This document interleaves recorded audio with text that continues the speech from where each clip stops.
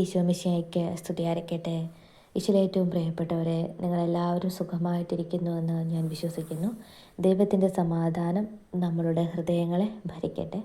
പ്രിയപ്പെട്ടവരെ, ഇന്ന് ഡിസംബർ 4-ാം തീയതിയാണ്. ഇന്ന് നമ്മൾ ധ്യാനിക്കാൻ പോകുന്ന വചനഭാഗം കൊളോസ്യർക്ക് എഴുതിയ ലേഖനം 3-ാമത്തെ അധ്യായം 13-ാമത്തെ തിരുവചനം തൊട്ടാണ്. ഒരാൾക്ക് മറ്റൊരാളോട് പരിഭവമുണ്ടായാൽ പരസ്പരം ക്ഷമിച്ച് സഹിഷ്ണുതയോടെ വർത്തിക്കുവിൻ. കർത്താവ് നിങ്ങളോട് ക്ഷമിച്ചതുപോലെ തന്നെ നിങ്ങളും ക്ഷമിക്കണം. സർവോപരി എല്ലാറ്റിനെയും കൂട്ടിയിണക്കി പരിപൂർണമായ ഐക്യത്തിൽ ബന്ധിക്കുന്ന സ്നേഹം പരിശീലിക്കുവിൻ. ക്രിസ്തുവിൻ്റെ സമാധാനം നിങ്ങളുടെ ഹൃദയങ്ങളെ ഭരിക്കട്ടെ. ഈ സമാധാനത്തിലേക്കാണ് നിങ്ങൾ ഏക ശരീരമായി വിളിക്കപ്പെട്ടത്. അതിനാൽ നിങ്ങൾ കൃതജ്ഞതാ നിർഭരരായിരിക്കുവിൻ. പരസ്പര സ്നേഹത്തെക്കുറിച്ചും ക്ഷമിക്കുന്നതിനെക്കുറിച്ചും സമാധാനത്തെക്കുറിച്ചുമാണ് കർത്താവ് ഈ തിരുവചന ഭാഗങ്ങളിലൂടെ നമ്മളോട് സംസാരിക്കുന്നത്.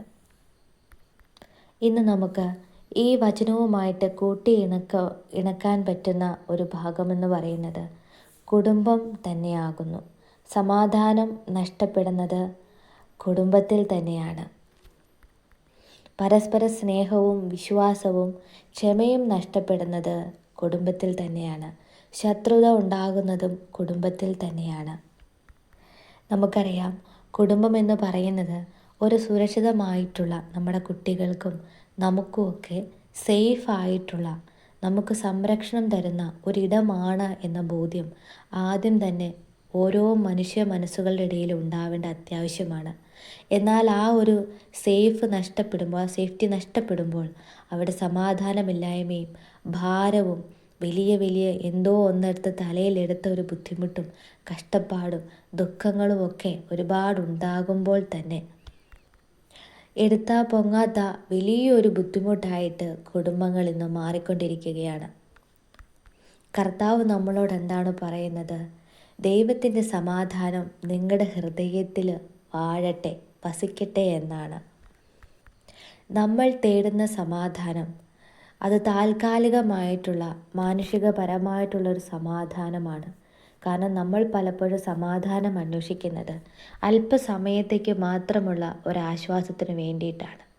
എന്നാൽ നമ്മുടെ കർത്താവ് നമ്മളോട് പറയുകയാണ്, നിങ്ങൾ എൻ്റെ അടുത്തേക്ക് വരിക. എൻ്റെ ഹൃദയം നിറയെ സമാധാനമാണ്. ദൈവത്തിൽ നിന്ന് നമുക്ക് കിട്ടുന്ന സമാധാനം, പ്രിയപ്പെട്ടവരെ, അത് മറ്റൊരിടത്തു നിന്നും നമുക്ക് കിട്ടുകയില്ല എന്നാണ് കർത്താവ് നമ്മളോട് പറയുന്നത്. നമ്മുടെ ഹൃദയങ്ങളെ ദൈവം ഭരിക്കുമ്പോൾ, അവൻ്റെ സമാധാനം നമ്മുടെ ഹൃദയത്തിലേക്ക് വരുമ്പോൾ, ദൈവം നമ്മുടെ ഹൃദയത്തിൽ ജീവിച്ചു തുടങ്ങുമ്പോൾ സ്വാഭാവികമായിട്ടും നമ്മളും അവനോട് കൂടെ ജീവിക്കുന്നു. നമ്മുടെ കുടുംബത്തോടൊപ്പം നമ്മളും ജീവിക്കുന്നു. നമ്മുടെ കുടുംബങ്ങളിൽ സമാധാനം ഇറങ്ങി വരുന്നു. കുടുംബങ്ങളിലെ സമാധാനം നഷ്ടപ്പെടുന്ന വളരെ ഗൗരവമായിട്ട് എടുക്കേണ്ട കുറച്ച് കാര്യങ്ങളാണ് കോപം, തെറ്റിദ്ധാരണ, ആത്മാർത്ഥമില്ലാത്ത വർത്തമാനങ്ങൾ, വെറുപ്പ്, വിദ്വേഷം. ഇതൊക്കെ നമ്മുടെ ഒരു വാക്കിലുണ്ടാവുന്ന പിഴവ്. ഇതൊക്കെയാണ് കൂടുതലായിട്ടും കുടുംബത്തിനുള്ളിൽ വലിയ പ്രതിസന്ധി സൃഷ്ടിക്കുന്നത്. എന്നാൽ നമ്മുടെ കർത്താവ് നമ്മളോട് പറഞ്ഞിരിക്കുന്നത്, ഞാൻ വന്നിരിക്കുന്നത് ഈ ഇരുട്ടിനെ, നമ്മുടെ ഉള്ളിലുള്ള ഈ ഇരുട്ടിനെ വെളിച്ചമാക്കി മാറ്റാനാണ് എന്നാകുന്നു. തകർന്നുപോയ ബന്ധങ്ങളെ കർത്താവ് പുതുക്കി പണിയുകയാണ്.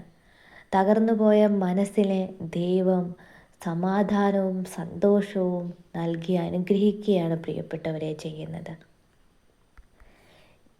നമ്മൾ നൊയമ്പെടുക്കുന്നവരാണ്. ഇനി ക്രിസ്മസിൻ്റെ ദിനങ്ങൾ വന്നുകൊണ്ടിരിക്കുകയാണ്.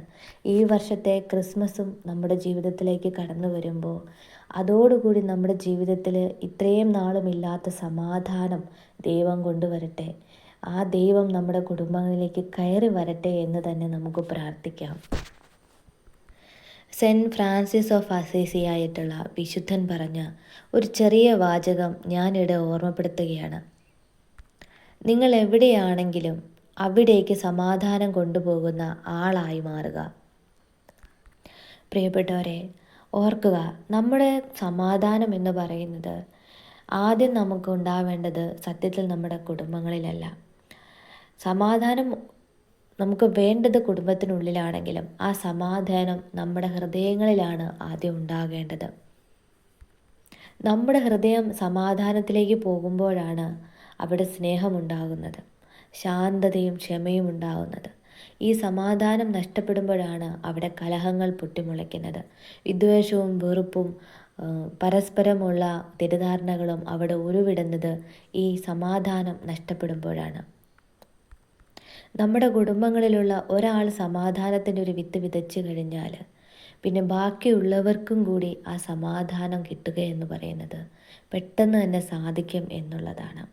അതുകൊണ്ട് തന്നെ എൻ്റെ പ്രിയപ്പെട്ടവരെ, സമാധാനം നമ്മുടെ കുടുംബങ്ങളിൽ എന്നേക്കും ദൈവത്തോടൊപ്പം ഭരിക്കാൻ നമുക്ക് ആഗ്രഹിക്കാം.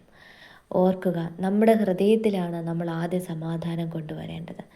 നിങ്ങൾ സമാധാനമില്ലാത്തൊരു വ്യക്തിയാണെങ്കിൽ, ചില ആളുകൾ പെട്ടെന്ന് ചില കാര്യങ്ങളൊക്കെ സാധിച്ചെടുക്കാനും നടക്കാത്ത കാര്യങ്ങളൊക്കെ വരുമ്പോൾ ഒരുപാട് സമാധാനം നഷ്ടപ്പെട്ട് അലഞ്ഞ് നമുക്ക് ആകെ കൺഫ്യൂസ്ഡായി ടെൻഷൻ അടിച്ച് ഡിപ്രഷൻ അടിച്ചിരിക്കുന്ന ഒരുപാട് ആൾക്കാരുണ്ട്. അങ്ങനെയുള്ള ആളുകൾക്ക് ഒരിക്കലും സമാധാനം കിട്ടത്തില്ല. കാരണം ചെറിയ ചെറിയ കാര്യങ്ങൾക്ക് നമ്മളെപ്പോഴും പറയാറുണ്ട്, എനിക്കൊരു സമാധാനമില്ല എന്ന്. അതിന് കാരണം നമ്മുടെ ഹൃദയം തന്നെയാണ്. നമ്മുടെ ഹൃദയത്തിൽ സമാധാനം കൊണ്ടുവരുമ്പോൾ ബാക്കിയെല്ലാം നല്ല രീതിയിൽ നടന്നു കിട്ടുമെന്നുള്ളതാണ്. നമ്മളിങ്ങനെ ഉള്ളിലിങ്ങനെ തീയുമായിട്ട് നടന്നു കഴിഞ്ഞാൽ എങ്ങനെയാണ് മറ്റുള്ളവർക്ക് സമാധാനം കിട്ടുക? ഉള്ള സമാധാനം കൂടി നമ്മളായിട്ട് നശിപ്പിക്കുകയാണ്. അവരുടെ സമാധാനം കൂടി നമ്മളായിട്ട് നശിപ്പിക്കുകയാണ്. നമുക്ക് പ്രാർത്ഥിക്കാം. ദൈവമായ കർത്താവിൻ്റെ സമാധാനം നമ്മുടെ കുടുംബങ്ങളിലും നമ്മുടെ ഹൃദയങ്ങളിലും വസിക്കട്ടെ. അങ്ങനെ മറ്റുള്ളവരിലേക്ക് നമ്മൾ വഴി ദൈവം സമാധാനം വിതയ്ക്കട്ടെ. പ്രിയപ്പെട്ടവരെ, എല്ലാവരും വളരെ സന്തോഷത്തോടെ ഹാപ്പിയായിട്ടിരിക്കുക. കുടുംബത്തിനുള്ളിലുള്ള സമാധാനമില്ലായ്മയോർത്ത് ദുഃഖിക്കുന്നവരാണെങ്കിൽ എനിക്ക് അവരോട് പറയാനുള്ളത്, നമ്മൾ മറ്റുള്ളവരെ നന്നാക്കാനായിട്ട് ശ്രമിക്കുന്നതിന് പകരം നമ്മളെ തന്നെ നന്നാക്കുക. നമ്മുടെ ഉള്ളിലുള്ള വിദ്വേഷത്തെയും വെറുപ്പിനെയും ഒക്കെ ആദ്യം തന്നെ നമ്മൾ എടുത്തു മാറ്റുമ്പോൾ അവിടെ സന്തോഷവും സമാധാനവും സ്നേഹവും ദൈവവും വസിക്കാനായിട്ട് തുടങ്ങുന്നു. നമുക്കറിയാം, ദൈവത്തിൽ നിന്നാണ് ഇതെല്ലാം പൊട്ടിപ്പുറപ്പെടുന്നത്. അപ്പോൾ ആദ്യം നമ്മൾ ചെയ്യേണ്ടത് നമ്മളെ നന്നാക്കിയെടുക്കുക എന്നുള്ളതാണ്. ഒരിക്കൽ ഞാൻ എൻ്റെ ജീവിതത്തിൽ ഒരുപാട് സമാധാനം നഷ്ടപ്പെട്ട ഒരു മാനസികാവസ്ഥയിലൂടെ ഞാൻ കടന്നു പോവുക. ആ സമയത്തൊക്കെ ഞാൻ ഈശോയോട് പ്രാർത്ഥിക്കുന്നൊരു വ്യക്തിയാണ്. എൻ്റെ പ്രിയപ്പെട്ടവരെ, ഞാൻ അന്ന് കർത്താവിനോട് പ്രാർത്ഥിച്ചപ്പോൾ കർത്താവ് എന്നോട് പറഞ്ഞു, നീ ആദ്യം നിന്നെ നന്നാക്കാൻ പറഞ്ഞു.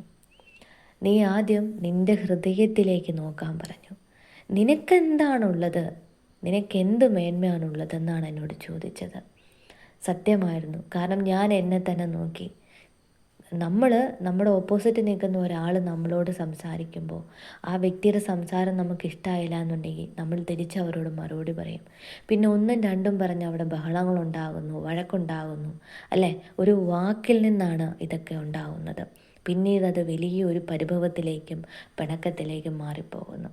അന്ന് കർത്താവ് എന്നോട് പറഞ്ഞു, നീ മറ്റുള്ളവരെ നന്നാക്കാൻ നോക്കാതെ നീ നന്നാവ് എന്ന് പറഞ്ഞു. അന്ന് ഞാനൊരു തീരുമാനമെടുത്തു, ഈശോയെ, ജീവിതത്തിൽ ഇനി ഒരിക്കലും ഞാൻ മറ്റുള്ളവരെ നന്നാക്കാനായിട്ട് ഇറങ്ങത്തില്ല. ഞാൻ എന്താണെന്ന് ഞാൻ മനസ്സിലാക്കി എന്നെ ഞാൻ നന്നാക്കുമെന്ന് പറഞ്ഞു. അത് ഈശോയ്ക്ക് പ്രവർത്തിക്കാൻ വേണ്ടിയിട്ട്. അതുതന്നെയാണ് നമ്മൾ ചിന്തിക്കേണ്ടത്. അന്ന് എൻ്റെ ലൈഫിലുണ്ടായ മാറ്റം, എൻ്റെ പ്രിയപ്പെട്ടവരെ, ഞാൻ എൻ്റെ കുറവുകൾ മനസ്സിലാക്കി, എൻ്റെ തെറ്റുകൾ മനസ്സിലാക്കി. ഞാൻ തെറ്റ് തിരുത്തേണ്ട അടുത്തൊക്കെ ഞാൻ തെറ്റ് തിരുത്തി. ദൈവം ആഗ്രഹിച്ചത് എന്താണെന്നറിയാമോ? അവർ മാറാനായിരുന്നില്ല, ദൈവം ആഗ്രഹിച്ചത് ഞാൻ മാറാനാണ്. കേട്ടോ? അപ്പം നമ്മുടെ കുടുംബത്തിനുള്ളിൽ എല്ലാവരും ഒരുപക്ഷെ നമുക്കെതിരെ നിൽക്കുന്നവരായിരിക്കും. എന്നാൽ ദൈവം ആഗ്രഹിക്കുന്നത് നിങ്ങൾ മാറാനാണ്, അവർ മാറാനല്ല. നിങ്ങൾ മാറിയെങ്കിൽ മാത്രമാണ് നിങ്ങളിലൂടെ ദൈവത്തിന് അവരെ മാറ്റിയെടുക്കാനായിട്ട് പറ്റൂ. അതുകൊണ്ട് എൻ്റെ പ്രിയപ്പെട്ട ദൈവമക്കളെ, നമ്മുടെ സമാധാനം മറ്റുള്ളവർക്കും കൂടി കൊടുക്കുക. ദൈവം അനുഗ്രഹിക്കട്ടെ.